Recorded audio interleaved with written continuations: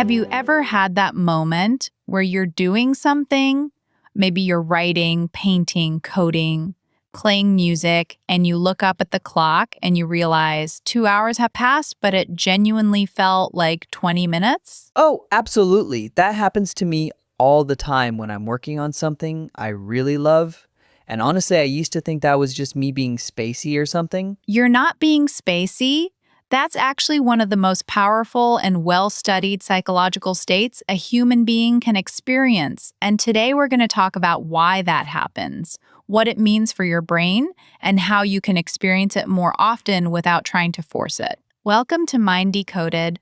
I'm Dr. Ann. And I'm Zach. Dr. Ann, what are we unpacking today? We are unpacking something called flow state.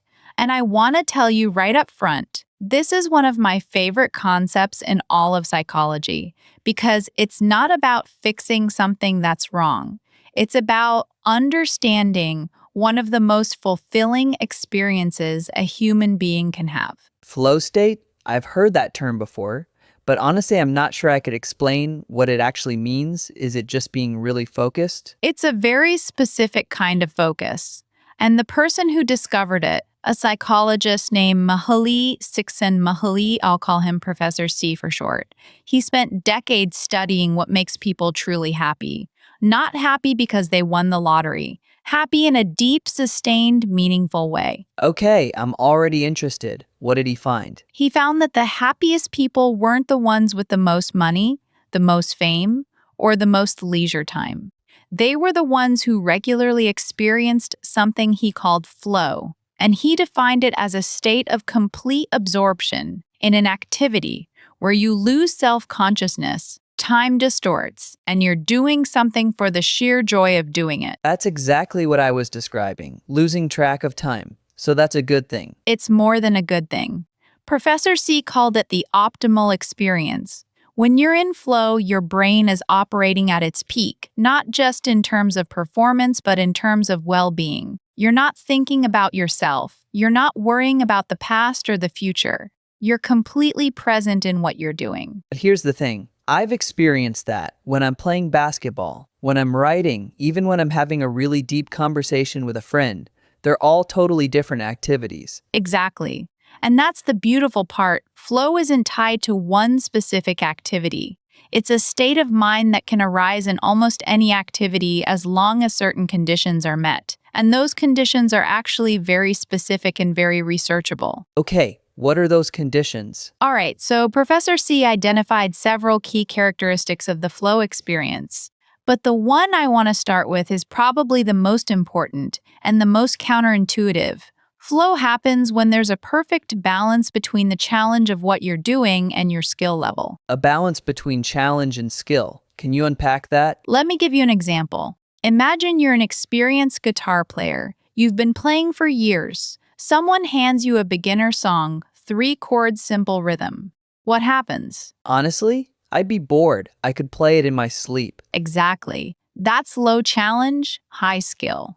Your brain disengages. You get bored. Now flip it. Someone hands you a piece that's way beyond your ability, extremely fast, complex finger work. What happens? I get frustrated and probably give up. Right. That's high challenge, low skill. Your brain gets anxious. Flow sits right in between those two extremes. The challenge is high enough that you have to stretch, but not so high that you're overwhelmed. And your skill level is high enough to meet that challenge, but not so high that it's effortless. So flow is this sweet spot where you're being challenged just enough. That's it. And this is why flow is so powerful. When you're in that sweet spot, your brain releases a cascade of neurochemicals, dopamine, norepinephrine, endorphins, and anandamide. These chemicals don't just make you feel good. They sharpen your focus, they enhance your pattern recognition, and they literally make the experience feel rewarding in itself. So it's not just about feeling good after. The process itself feels good. Exactly, and that's what Professor C found so fascinating. When people are in flow, they describe the activity as intrinsically rewarding. They're doing it for its own sake, not for some external reward. And that, he argued, is the key to a meaningful life. Okay, I want more of this. how do I actually get into flow? That's the question, isn't it? And here's what the research says. You can't force flow, but you can create the conditions for it. And the first condition is clear goals. Clear goals. What does that mean exactly? Think about it this way. When you're playing a game of tennis, you know exactly what you're trying to do. Return the ball within the lines. That's a clear goal. Your feedback is immediate. You see the ball land in or out, and that immediate feedback is the second condition for flow. So the more ambiguous the activity, the harder it is to get into flow? Exactly. That's why it's easier to get into flow in a video game than in writing a book. In a video game, the goals are clear and the feedback is instant. In writing, the goal might be fuzzy. Write a good chapter and the feedback might take days or weeks to arrive. So you have to create your own clear goals and your own feedback loops. So for writing, that might mean something like, I'm going to write 500 words today, and when I hit that number, I treat myself to a walk. Exactly. And then you check in with yourself. Does this paragraph feel right? That's your feedback. It's more subtle, but it works. Okay, that actually makes so much sense, because I've noticed that I get into flow way more easily when I'm doing something with a clear endpoint, like cooking a recipe or fixing something around the house. Yes. And those are actually classic flow activities for a reason. The challenge skill balance is often just right, not too easy, not too hard. The goal is clear, the feedback is immediate, and you're fully present. So what's happening in my brain during all of this? This is where it gets really fascinating. When you're in flow, your prefrontal cortex, that's the part of your brain responsible for self-awareness, planning, worrying, all that noise, it actually becomes less active. It's called transient hypofrontality. Transient hypo. I'm going to need that in English. Sorry. Basically, your inner critic goes quiet. The voice that says, what if I mess this up? Or am I doing this right? That voice shuts down. And when that happens, you lose self-consciousness. You're not thinking about yourself. You're just in the activity. That's why I feel so free when I'm playing basketball. I'm not thinking about what I look like or whether I'm going to miss the shot. I'm just playing. Exactly. And time distortion is another symptom. Your brain's normal timekeeping mechanisms, which rely on paying attention to the passage of time, they stop working because all your attention is focused on the activity. So hours feel like minutes. That explains so much. I always thought losing track of time was a sign of being irresponsible or something. No. It's a sign that your brain is in one of the healthiest states it can be in. And here's the thing, people who experience flow regularly report higher levels of life satisfaction, lower levels of anxiety, and a stronger sense of meaning in their lives. So this isn't just about being productive, it's about being happy. Exactly. And this is where Professor C's research really hits home. He studied people across cultures, across professions, surgeons, artists, dancers, chess players, rock climbers, and they all described the same experience: complete absorption, loss of self, time distortion, intrinsic reward. Okay, I need to ask this. Is there a downside to flow? That's an excellent question. And yes, there can be. Because flow feels so good, people can become addicted to activities that produce it easily, like video games, social media, or certain forms of gambling. And the problem is, those activities may not contribute to a meaningful life. So the goal isn't to chase flow in any activity, it's to find flow in activities that align with your values. So I shouldn't just play video games all day trying to get into flow. Unless your goal is to become a professional gamer, probably not. But here's a more common issue. People sometimes avoid flow because they're afraid of the loss of control. When you're in flow, you're not monitoring yourself. For some people, that can feel scary. I get that. I can think of times where I've been so absorbed in a project that I missed dinner or forgot to respond to an important message. It's like I lose track of everything else. That's part of it, but you can learn to manage that. You can set low-level alarms, physical timers, or a reminder on your phone. You can learn to integrate flow into your life without it taking over. Okay, so how do I start?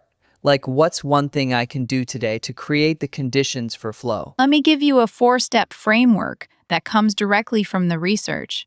The first step is to choose an activity that requires some level of skill, something you've practiced enough to be competent at, but not something you can do on autopilot. So not washing dishes, that's too easy? Actually, washing dishes can be a flow activity if you raise the challenge. You can try to do it faster or more mindfully, or with a non-dominant hand, but generally, yes, you want something that stretches you. Okay, step 2. Set a clear, specific goal for that session. Not write a great chapter, but write for 45 minutes without checking my phone. Not play better guitar, but learn the bridge section of this song. Clear goals. Got it. Step 3. Create an environment with minimal distractions. Turn off notifications. Close unnecessary tabs. Put your phone in another room. Your brain needs about 15 minutes to reach flow. Any interruption resets that clock. 15 minutes. So checking my phone for just a second actually cost me way more than I think? Way more. And step 4.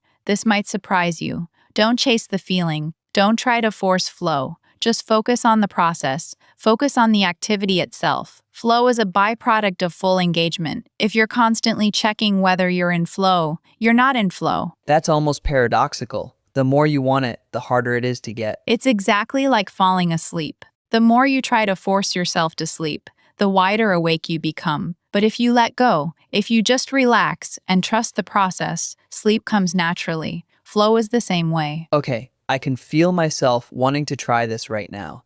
But I also want to ask about something I think a lot of people wonder. What if I can't find an activity that gives me flow?